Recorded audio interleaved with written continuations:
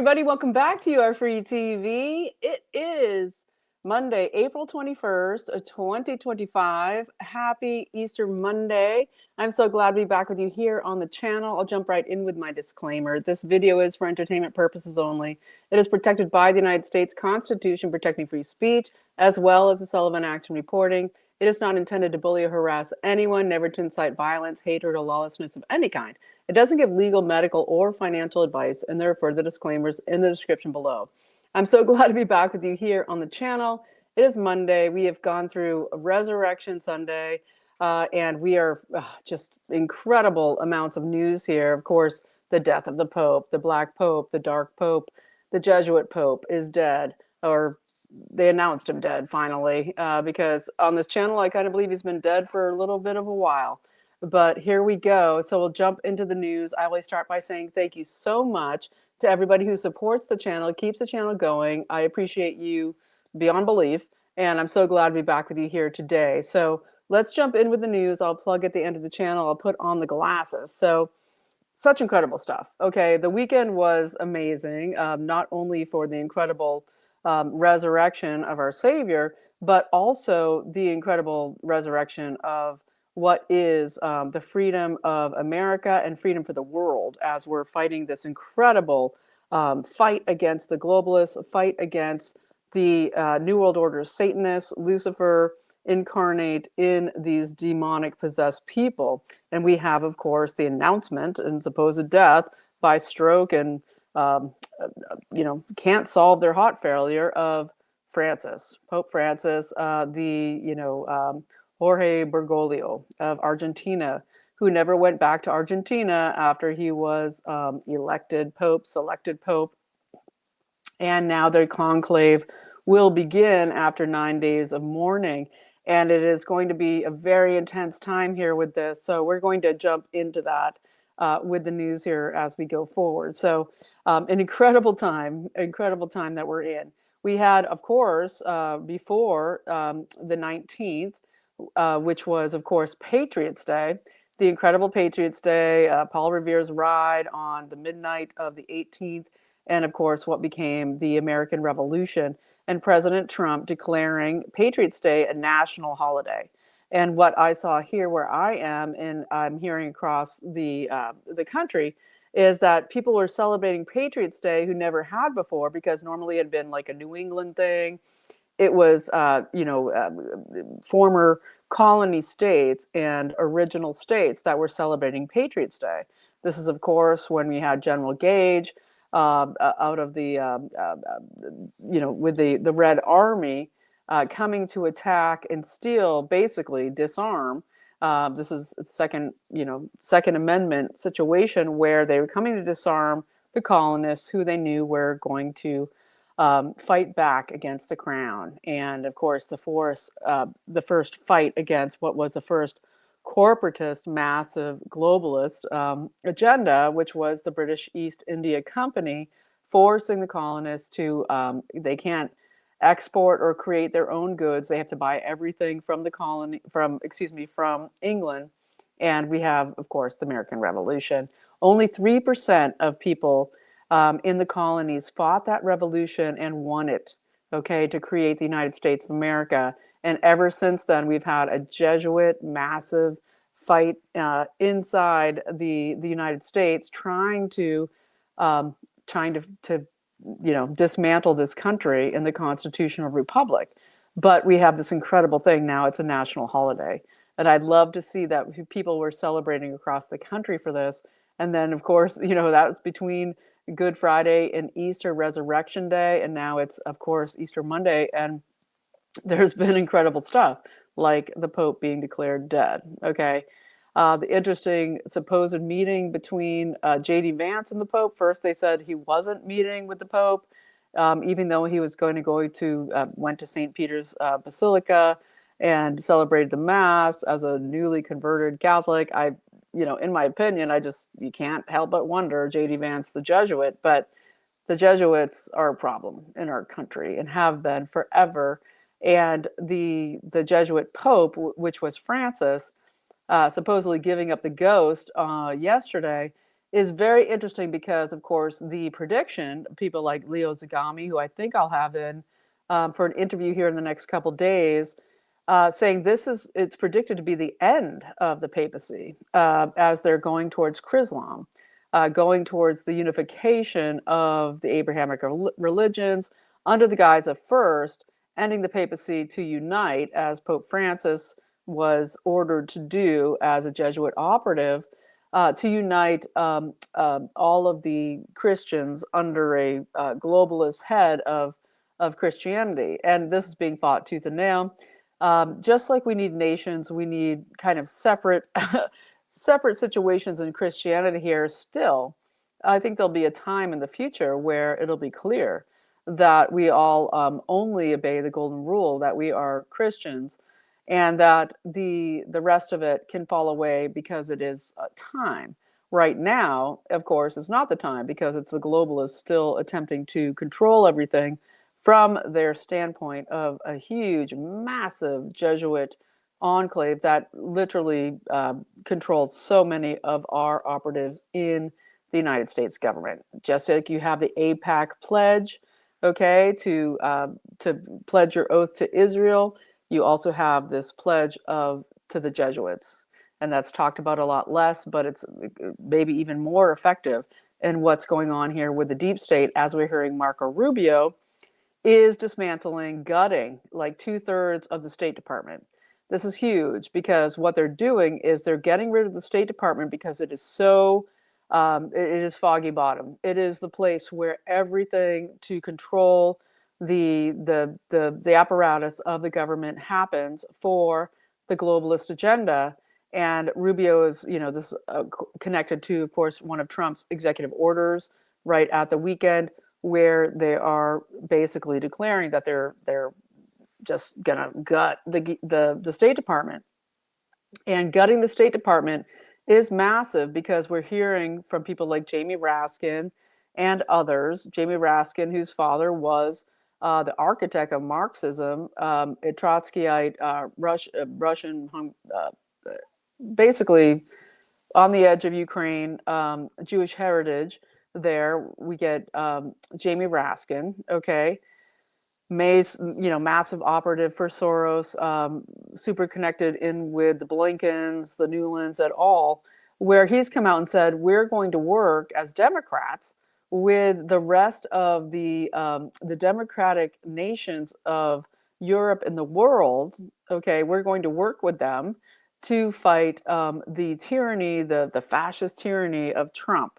Okay, who is basically reclaiming America as a constitutional republic. And so that on its face is treasonous because it doesn't only just break massive FARA rules. It's you cannot go and unify yourself with other governments to come after the United States when you are a sitting representative or senator in the Congress of the United States. So it's all very interesting what's going on. So let me jump in. Let's talk about a couple things. We're having so much happening here over Easter. We did have the attack that happened at the Church of the Holy Sepulchre there in Jerusalem, where they did have an Orthodox Christian celebration of Easter and ceremony going on. There was a huge protest and a disruption that went on there. And I just think it's so interesting, that Israel, all of this all the time, where we've seen the churches, the oldest churches in the world, all the places that Jesus traversed being absolutely taken over by Israel. And then, of course, there's the attacks by the Arab, the Muslim contingent, all of it. And so that happened over the weekend. We also had Bobbie Mitchell, who is, and I'm going to get into huge stuff. I mean, this with the Pope dead, we have so much to talk about. Okay, because I think there is going to be, this could be the last Pope that they put in next. Okay, that will be a short-lived Pope to basically just bring in this unification principle of we want all those Christians under one one world order Christianity. And I think they're going for that soon. And Leo Zagami, as I said, I think will be in with me in the next couple of days to talk about this more. But I want to just segue into that from something here to do with what happened in Texas today. Well, it happened late last night. It happened late last night on Easter. And this was Bobbie Mitchell, Bobbie J. Mitchell, who has been, I think, for over 25 years, the commissioner in Denton County in Lewisville, Texas. Okay. County commissioner. And so has huge amounts to do with long-term real estate planning, etc., in the area. Everything to do also with certifying elections, all of this. Bobbie Mitchell, she was a former mayor of the area, and she was stabbed almost fatally. She's now in stable condition. Bobbie J. Mitchell, she was the first Black woman elected mayor in that area ever in 1993, and then was, then went on in 2000 to become the county commissioner and has done ever since. Well, Denton County is one of the 10 fastest growing counties in the United States of America. And it's hugely growing. It's massively fast. And this is all connected into Denton County is really close to East Plano, and this whole thing with the Epic Mosque community that has been flagged by not only Governor Abbott, who ordered construction stopped on this 1,000 home mosque centered community, Muslim only community with Sharia law, basically saying Sharia law is illegal in Texas. Stop this. There's a whole funding situation here having to do with community capital partners, and we get Bobbie Mitchell and her husband attacked by their grandson. And we're seeing this huge thing with all these operatives who are coming in and stabbing or assaulting people in Texas. It's kind of become a thing. And whether it's, everything with the high school student and everything connected with the Soros organization there, we'll get into in a moment. But this happened just today in the wee hours of the morning after Easter.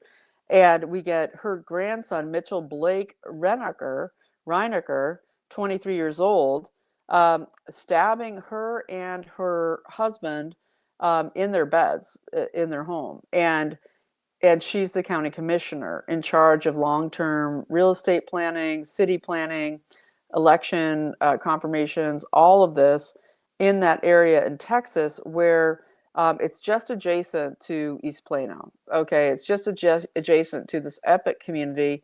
It's all very interesting to me. These things, I don't believe in coincidences. I'm not a coincidence theorist. And I believe there's something going on here in Texas. Community capital partners, long state real estate development plans is what they are. What is their biggest funding that they do with their venture capital firm? And so it's very interesting to see. AG Paxton had just opened an investigation into Epic. Epic is the city planning of this Muslim community that is a Sharia law Muslim only community, 1,000 homes with a mosque in the center, and all of this. And there is the Denton County is where Bobbie Mitchell was the commissioner in Texas. So Denton Islamic Society was central in the whole situation here, the Denton Islamic Society. And so it's very interesting to watch all of this play out. I think the Easter attempted murder on her, and then her husband was murdered by their own grandson. Okay, and this is a Black family. So it's very squirrely and interesting and awful. She is in stable condition, but I will continue to report on this as we dig into community capital partners, what's going on with the AG Paxton investigation, and how this is all interconnected, because these things don't just happen. Okay, they don't just happen. Just as the Camillo, what's his name, who's connected to the Soros Foundation, who killed the boy last week, they're setting up all of this race war stuff, but also it has the convenience of the caliphate involved. All of this. So we'll get into that more later this week as it unfolds. And so as we're looking at, we've got multiple senators now. Well, senators, and now we've got Senator Van Howell down in El Salvador, Holland, and he's with the Garcia guy, and my whole ever since I've been watching this for the last week is that about Abrego Garcia with MS-13 is that this has to do with construction slavery trafficking. Okay, and you're like, construction slavery trafficking. Well, we've heard about they're all in the meat packing plants, but construction is huge in how they are um, using migrants, holding them up in these trailers, and basically taking, not giving them pay, making them work, doing construction. And what happened with Garcia is that he was caught in 2022, and this comes out of the Baltimore, it's out of Nashville, the Nashville Sun, but I'll link it below. Basically, what we're seeing with Abrego Garcia and why everybody's running to his aid is because it's coming out, and it came out through Stephen Miller really hugely, and I'll get into that in a moment, where they have been running to his aid because it's coming out that they are completely the ones who have been running these different MS-13, Tren de Aragua.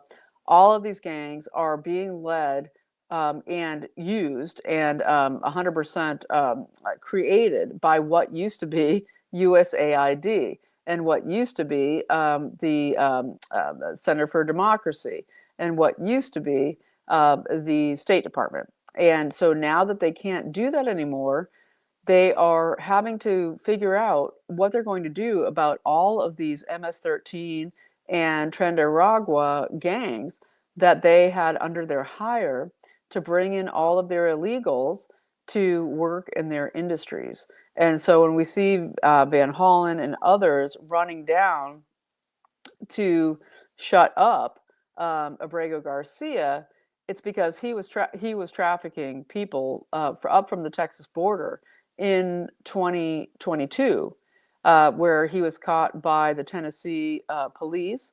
And we see the Tennessee police being told by the FBI to let him go when he had, I think it was either 8 or 10 illegals in his van that was owned by his construction worker employer, where he was bringing these illegals up to Maryland to work in the construction industry. And the construction industry is huge in all of this, and it's a big part. So we're seeing, when we see people like Stephen Miller coming out, who is the assistant chief of staff under Trump for policy, and he's saying we need reparations for the migration invasion because of all the harm they have done, whether it's to our citizens, our schools, our financial situation, all of it.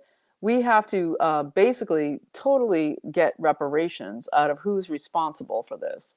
And the reason I'm mentioning all of this and why Stephen Miller's saying this is so important is because of the death of the Pope and the knowledge that Catholic Charities, the Vatican, the UN, HIAS, the Lutheran Charities, all of them have been running these migration invasion programs into the United States with, of course, the Biden administration, Kamala Harris as the migration czar, the border czar, Mayorkas, who should absolutely already be arrested, and the rest of them who made this migration invasion happen. But it was all for the slavery trafficking that went along with Tren de Aragua, that was organized and created by the CIA, as Maduro said 6 weeks ago. Why do you want to send TDA back here? We didn't create them. The CIA did, and we don't run them. We know nothing about it, basically. And it's not that I believe that entirely. What I do believe is that they were their operational army to do all the crime to create the color revolution in the United States. The color revolution in the United States is what they're projecting forward. And we have when we look at the death of Francis and we look at the call for reparations by Miller, we look at Father Sosa, who's the current head of the Jesuits. Okay, the current head of the Jesuits is a Venezuelan. All right, and when we look at the migration invasion color revolution program, that is to expand the caliphate throughout the Christian countries. That's the whole. That's the whole deal. Plus, create mayhem and murder, and assigned, I believe, assigned. Um, um, Islamic terrorist events, stabbings, murders, etc., basically to terrorize different countries, not only the US, but also Europe, that people like Father Sosa in Venezuela, who is the head of the Jesuits, that's why we know as we look at the new selection of the Pope, we have to wonder, who are they going to pick? We've got Cardinal Peter Turkson, or also Wilton Daniel Gregory, um, that are the kind of star players here. If you look at Leo Zagami, and I'll link his article below, what he thinks the next pope will be an interim pope for short term to dissolve the papacy, to unite Christendom for what will come later of the one world religion of Abraham. Okay, the united Abrahamic religions of Christians, Jews, and Muslims. Okay, yeah. And so what's looking likely is that they're going to select either Peter Turkson or Wilton Daniel Gregory. And it's because they believe that the end pope, the last pope, especially to do with the end times, will be a black and woke pope. And from Ghana, with Peter Turkson, we get him straight out of the World Economic Forum. Okay, he is COP24, he is Chrislam, the new 10 commandments of the climate religion, the whole 9 yards, Pachamama, the whole thing, where they basically want this guy in because he is supporting all the UN sustainability goals, all of the garbage that 100% US and Europe is rejecting. And they're hoping to get somebody in who can keep that going for a while longer. While, interestingly, this guy was run by Klaus Schwab, okay, Peter Turkson out of Ghana, and Schwab has stepped down. He stepped down from his chairman role at the World Economic Forum after being the director. Now he's gone. And I believe he's leaving and fleeing, possibly to his bunker or wherever, because I mean, in my guesstimation, is that they have only a couple options left: the deep state, Luciferian Satanists, the Black Pope cabal, all of it, which is either the nuclear war threat scenario or the biowarfare scenario. But we know that Klaus Schwab, it wasn't just that he ran the World Economic Forum. There was a parallel organization, which is the World Economic Forum Foundation, where all the money flowed through, the influence, the pay for play, the pay him and his family and his wife and his daughter, who runs it as well, and that they are getting out of Dodge quick as that's losing. The World Economic Forum, it just doesn't have the money. Okay, it doesn't have the USAID, it doesn't have the US money. Okay, Trump has shut it down, and it's amazing.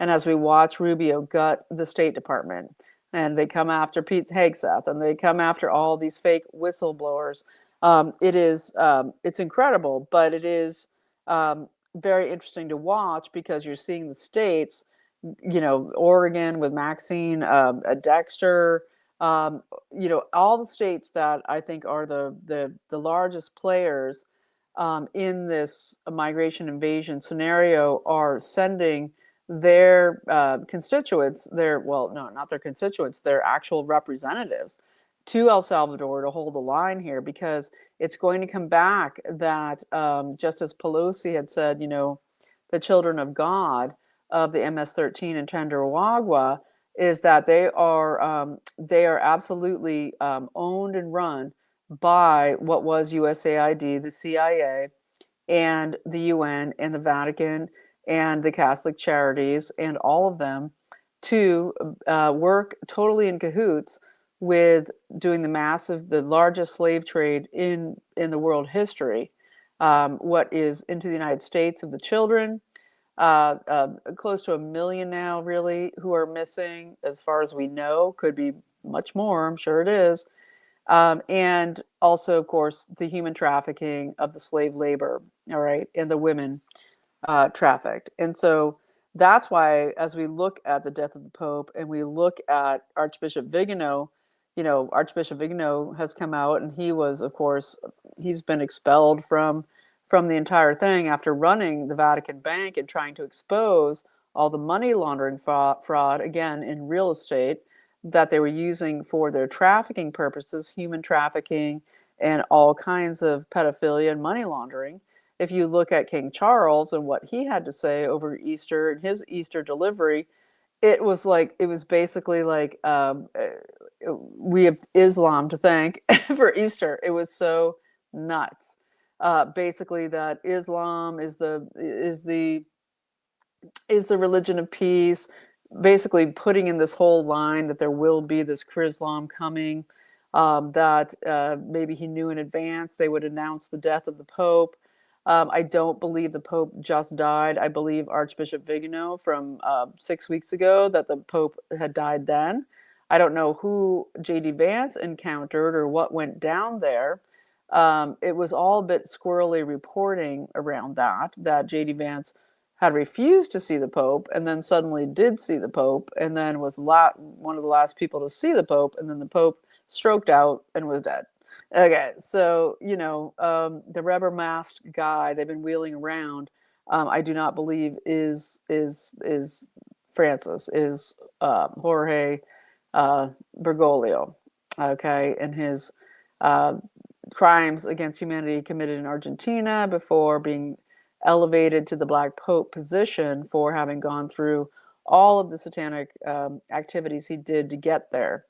All right, and so when we look at this, we're wondering what's going to happen next. Vigano came out very strongly and said, Pope Francis saying that there is no such thing as hell, and there is no such thing as evil souls being tortured in hell. Basically, Francis a while ago had claimed that that souls, if they're evil, that if they don't repent, that they just disappear. They just disappear. There's no hell. There's no judgment. There's nothing that goes on.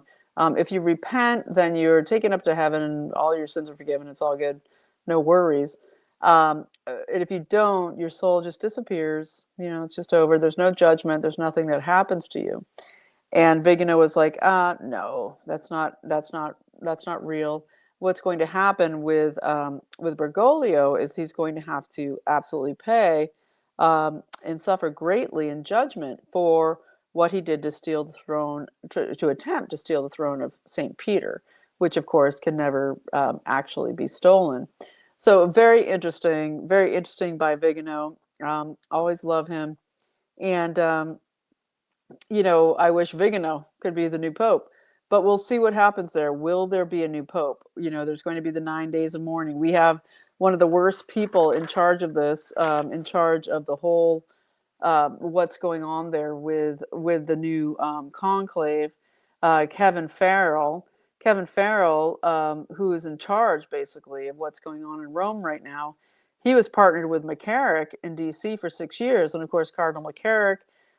He died a couple weeks ago, age 94 or something, after being the hugest pedophile out of Australia, and huge satanic pedophilia out of Australia. It's just one of the biggest satanic pedophile networks in the world, true ritual abuse central.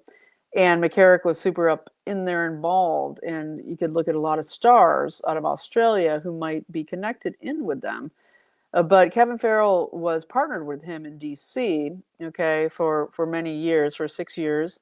And it's interesting because we look at people like Kavanaugh, Shady Jesuit. We look at Amy Coney Barrett, shady Jesuit, super shady Jesuit. All these people interconnected, okay, and of course Roberts, right? And what do we have in the Guardian today? The Guardian put out an article saying that the Democrats could learn a great lesson from what was the revolution in Czechoslovakia, right? How it became the Czech Republic, and that Czechoslovakia, when they had, of course, um, Norm Eisen as the ambassador, the chief lawfare agent against Trump, and the chief architect of color revolutions.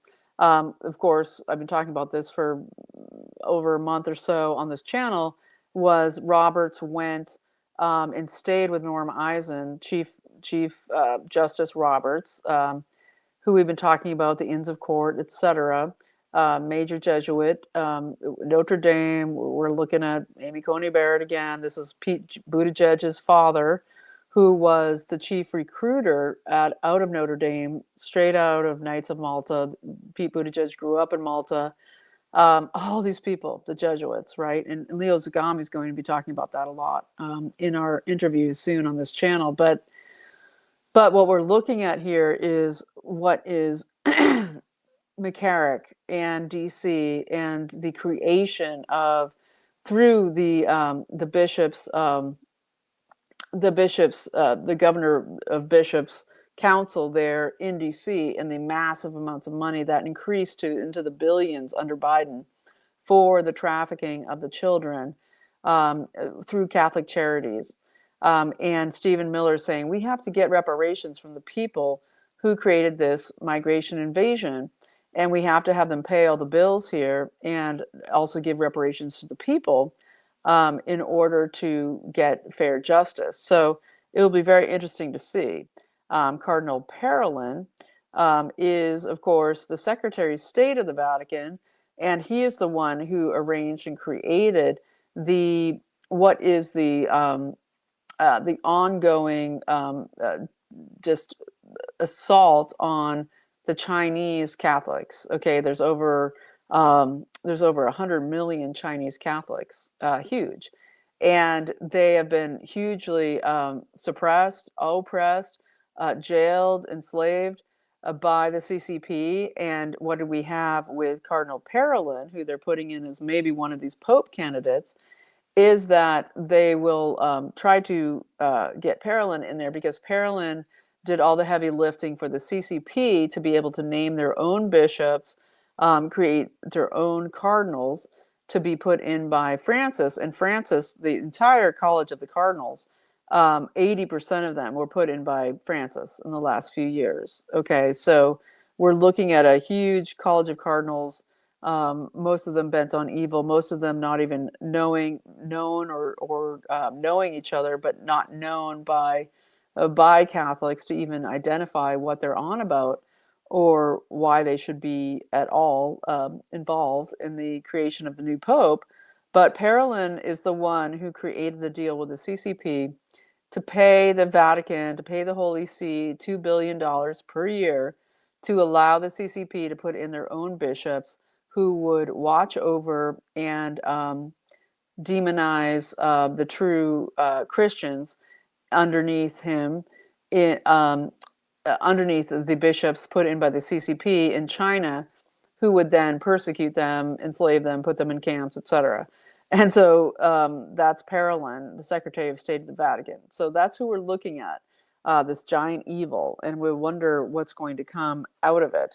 When I was talking about the construction slavery cabal, and how they're running down to try to save Garcia and basically defend MS-13, defend Tren de Aragua, and when I talk about Amy Coney Barrett and the rest of them, who are basically trying to stop Trump using the Alien Enemies Act of 1798 to expel traitors and invaders in the United States, and Alito and Alito's specifically coming out so strong to say this is hugely, not in so many words, but basically saying this is a judicial coup on the on what is the presidential capacity to declare an invasion and to expel invaders.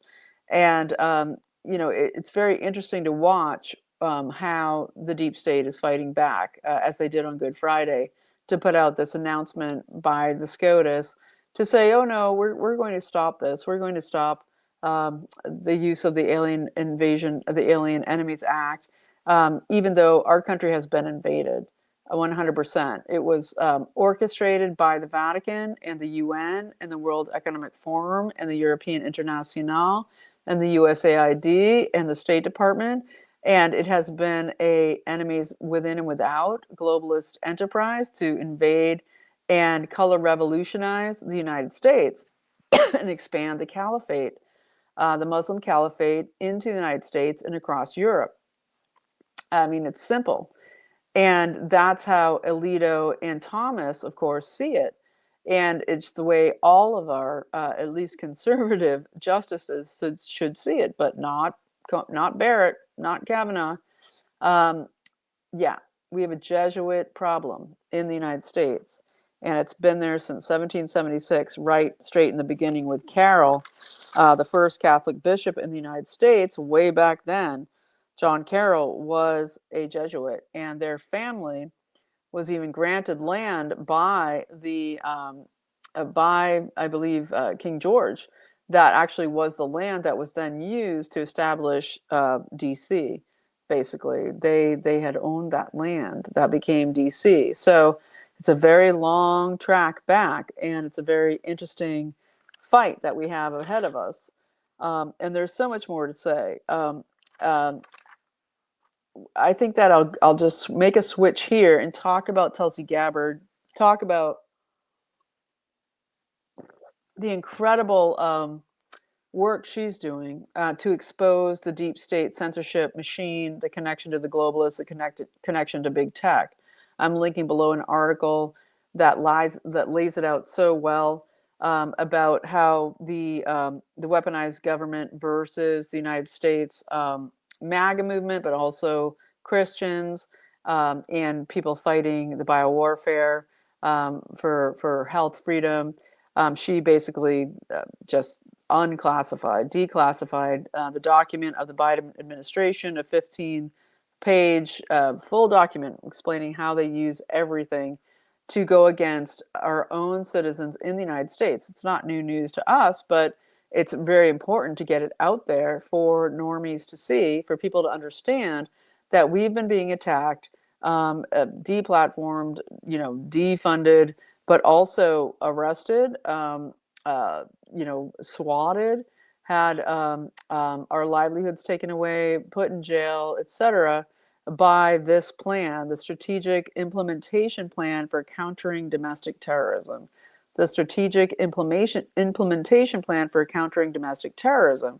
And I, so applaud Tulsi Gabbard. She's doing a fantastic job with everything, whether it is going deep on trying to get all of the evidence on the fraud of the machines from the elections. That's huge coming up. Huge evidence on the election fraud machines, how the machines were used to flip votes. All of that is coming out. We're getting close, people, and it's already happening. Trump is fighting on all fronts, and it's just up to us to support him, okay? Because what he is doing and how he directs people to do things is something we can trust, okay? And as they continue to rout out the deep state rats, the Luciferians inside the government, we have to trust that too. And prayer is paramount in all of this, massively paramount. And so what we look at with Tulsi Gabbard putting out this report on the strategic implementation plan for countering domestic terrorism, basically they identified MAGA as extremism and disinformation. They partnered with foreign governments and the UN to obtain information on Americans and organizations, basically, the whole weaponization of the censorship machine, largely coming out of Five Eyes and coming out hugely out of MI6 and the City of London.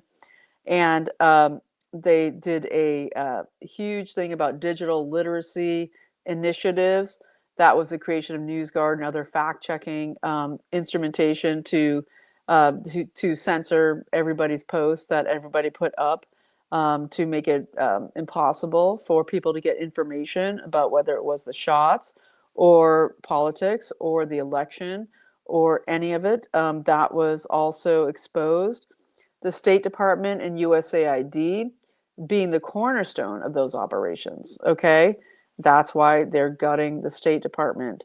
And that's why Jamie Raskin is coming out in what sounds like a total treasonous, 100% treasonous situation, saying we are going to align with the other democratic movements and nations across the world, meaning the color revolutions that the USAID always did, with the Democratic, with the Center for Democracy out of USAID, and with the CIA.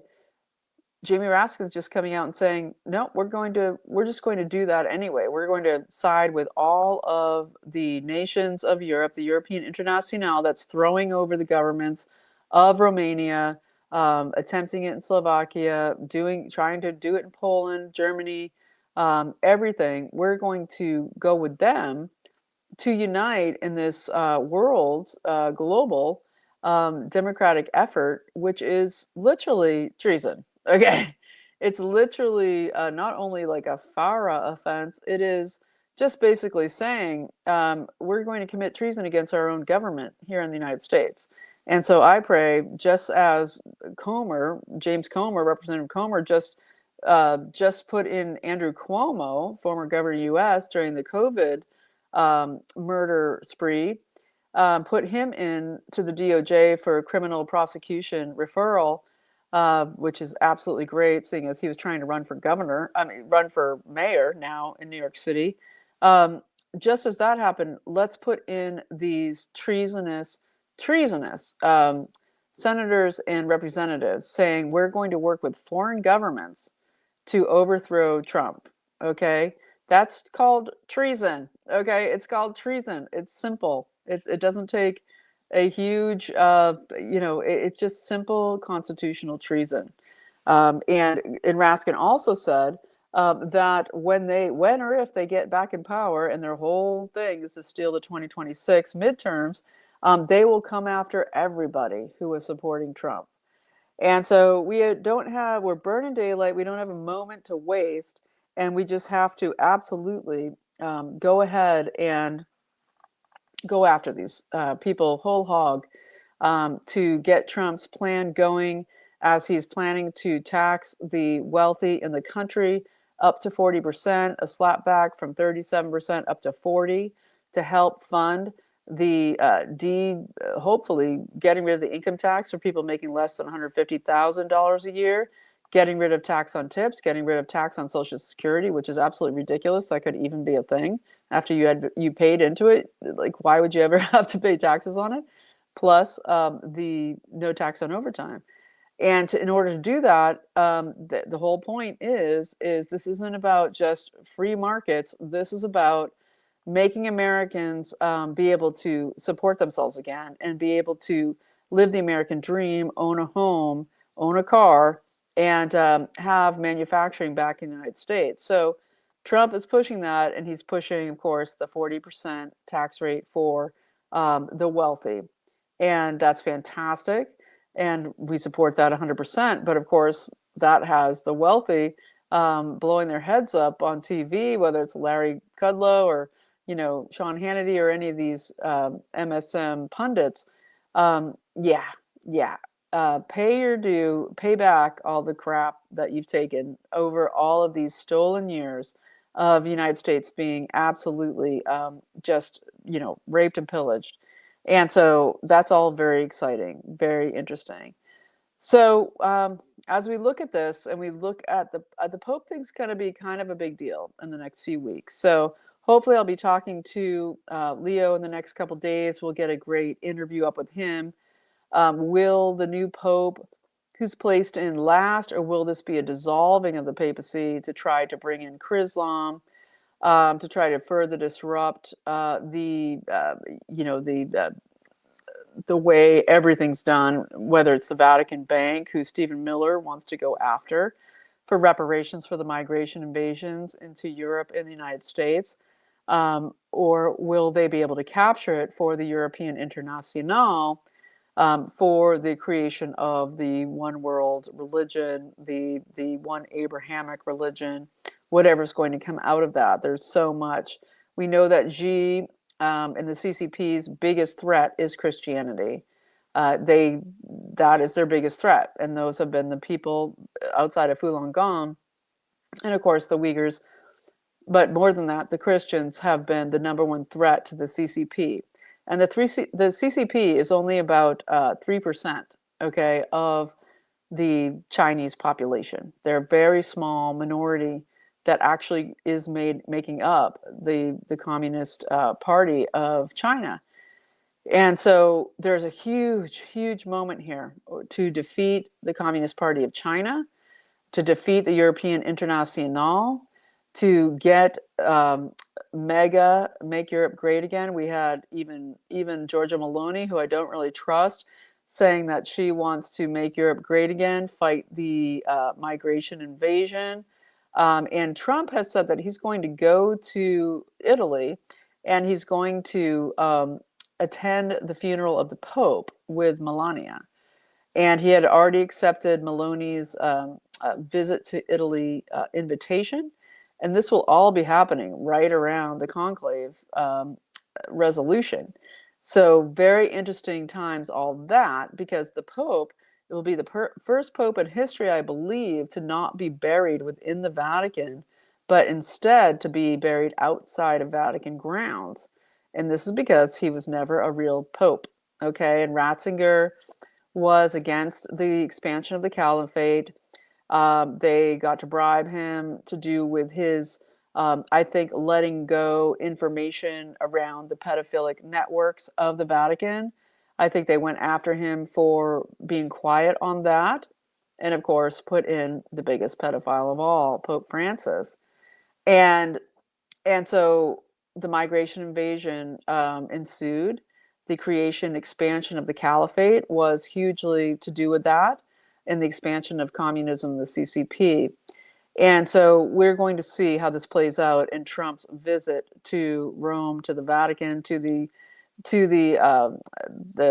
funeral of Francis. And I believe it will be quite an incredible event, as every single day continues to be an incredible event in the Trump administration. So we're going to keep watching it. There's so much more to say, but I will be back, I believe, tomorrow, and we'll talk more about it all. But an incredible Easter, an incredible time. We're rushing the gates. I hope that your prayers are just hugely paramount, that you're just praying every single day massively for the Trump team, for all of us, that we're all just given the absolute, perfect information from God, listening deeply to know what your role is in your local area, in your county, okay, to be fighting these battles. Because just as Doja is doing in the White House and in the federal government, is what you need to do in your counties. And the elections of 2026 are massive, so getting involved right now is so paramount. And of course, just the prayers for defeating satanic, the Satanist plays on all fronts, because I've never seen in my lifetime a administration actually going after this, and we are winning. And it's a little bit of chaos, but it's a really good chaos, because it is fighting the back against the war that was just not very chaotic. It was just one big waterfall of doom coming across the United States. And Trump has put a dam in that waterfall and advancing back against the onslaught of the satanic attack on the United States and on Christianity and on humanity. So we're going to keep fighting. We're going to keep praying, and God's got our backs. We are living in miraculous times, of course, and we will see what comes up with the Vatican conclave. Will they put in? It's interesting if they do choose a black-skinned pope.